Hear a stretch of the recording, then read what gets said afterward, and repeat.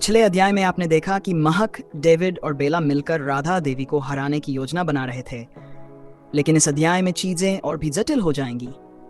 महक बेला से कहती है, माँ चलो घर चलते हैं। और महक, बेला और डेविड पैलेस लौट आते हैं। बेला कहती है, बेटा तुम मुझे यहाँ लेकर तो आ गई, लेकिन राधा देव कुछ भी नहीं होगा।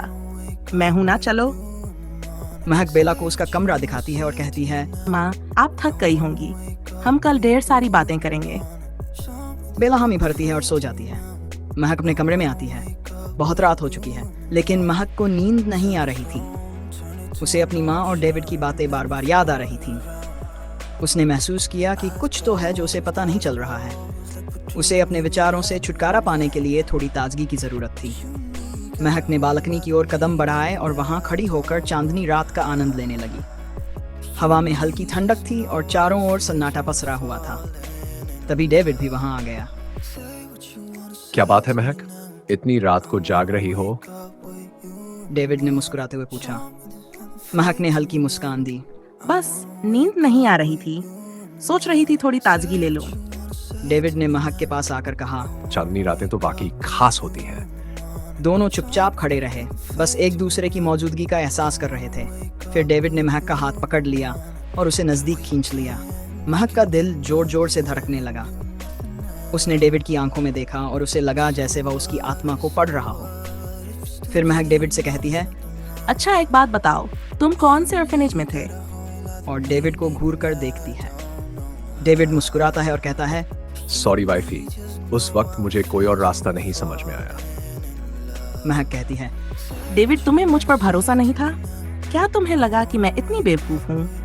नहीं, बेवकूफ तो मैं हूँ। आई एम सॉरी वाइफी, आज से मैं तुम्हें कभी भी झूठ नहीं बोलूंगा। महक कहती है, प्रॉमिस? प्रॉमिस। डेविड कहता है और दोनों हंसने लगे। डेविड ने महक को एक रोमांटिक डिनर पर ले जाने का फैसला किया। उन्होंने शहर के एक खूबसूरत रेस्टोरेंट में टेबल बुक की। रेस्टोरेंट की सजावट बहुत ही शानदार थी। मोमबत्तियों की रोशनी में सब कुछ अद्भुत लग रहा था। महक ने कहा, डेविड यह सब कुछ बहुत सुंदर है, तुमने मेरे लिए इतना कुछ किया है। डेविड ने महक का हाथ थामकर कहा, महक, तुम्हारे बिना मेरी जिंदगी अधूरी है। तुम्हारे साथ बिताए हर पल को मैं खास बनाना चाहता हूँ। महक ने मुस्कुराते हुए कहा, तुम्हारा प्यार मेरे लिए सबसे बड़ा तोहफा है। उस शाम के बाद जब वे घर वापस आए तो उन्होंने देखा कि बेला अपने कमरे में कुछ पुरानी किताबें पढ़ रही थी। महक ने उसे देखा और पूछा, माँ क्या आप ठीक हैं? बेला सोचते हुए बोली, हाँ बेटा मैं ठीक हूँ, पता कर रही हूँ कि तुम्हारी शक्ति को पाने का दूसरा तरीका ढूंढ रही हूँ। महक ने पूछा, दूसरा तरीका? पहला तरीका क्या है? महक पता नहीं, राधा ने वो किताब कहाँ रखी? शायद किसी लॉकर में। महक कहती है, लॉकर? कौन सा लॉकर माँ? बेला ने कहा, पता नहीं, ऐसा लॉकर है जिसे खोलना आसान नहीं होगा। वही छुपाया होगा राधा ने किताब को, ताकि तुम्हारी शक्ति जागृत ना हो। महक कहती है, हाँ ऐसा लॉकर तो है ऑफिस में, लेकिन उसे मेरे अलावा कोई नहीं खोल सकता, क्योंकि लॉकर में एक सिस्टम है जिसमें किसी का बॉडी स्कैन सेट किया जाता है। उसके बाद वह लॉकर तभी खुलता है जब जिस इंसान का बॉडी स्कैन सेट किया गया हो वह खोलें। और राधा देवी ने मेरी बॉडी एक बार स्कैन करवाई थी, और ये पावर कंपनी के सीईओ को ही होता है। अब मैं लॉकर को खोलकर किताब पाकर ही रहूंगी, फिर मैं करूंगी राधा देवी से सामना। महक और डेविड ने एक दूसरे की आंखों में देखा। फिर डेविड ने कहा, महक, हमें बहुत सतर्क रहना होगा। दुनिया में बहुत से लोग ऐसे हैं जो हमें अलग करना चाहते हैं। महक ने सहमति में सिर हिलाते हुए कहा, हाँ डेविड, हमें मिलकर इन सब का सामना करना होगा। दूसरी ओर आदित्य अपनी चालों में लगा हुआ था। उसने कहा, मुझे जल्दी ही कुछ करना होगा। डेविड और महक मेरे प्लान में बड़ी रुकावट बन रहे हैं।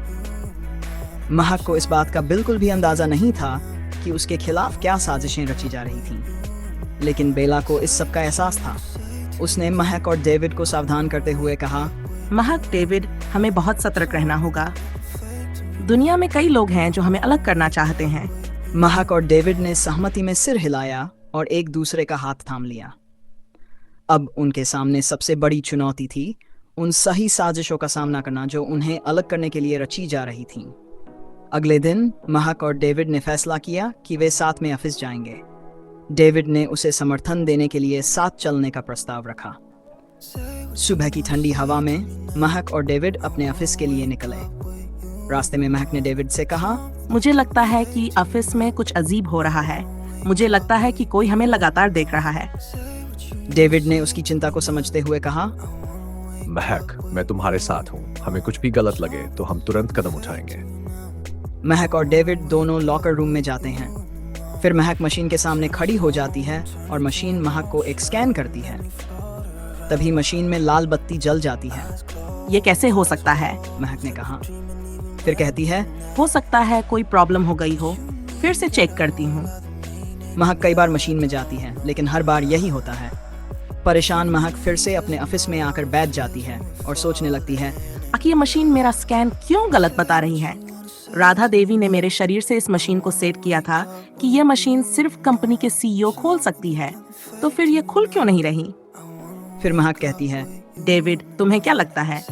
डेविड कहता है, मुझे तो कुछ समझ में नहीं आता है। इतनी बड़ी चाल, लेकिन तुम घबराओ नहीं महक, हम सब पता करेंगे। डेविड ने महक को आश्वासन दिया कि वे उसकी मदद करेंगे। उसने महक को विश्वास दिलाया कि वह उनके साथ सुरक्षित है। दोपहर के भोजन के समय महक और डेविड ने एकांत में बैठकर बातचीत की। डेविड ने कहा, महक, हमें बहुत सतर्क रहना होगा।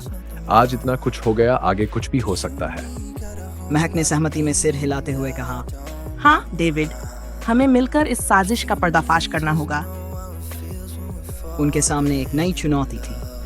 अब उन्हें न केवल अपने प्यार को बचाना था, बल्कि राधा देवी की साजिश को भी बेनकाब करना था। आगे की कहानी, क्या महक और डेविड मिलकर अपने प्यार को बरकरार रख पाएंगे? क्या उनका प्यार इन सभी साजिशों से पार पा सकेगा? और क्या बेला का अतीत महक के भविष्य को प्रभावित करेगा? ये सब जानने के लिए बने रहिए। आगे की कहानी में महक और डेविड को नई चुनौतियों का सामना करना पड़ेगा और उनकी लड़ाई और भी कठिन हो जाएगी।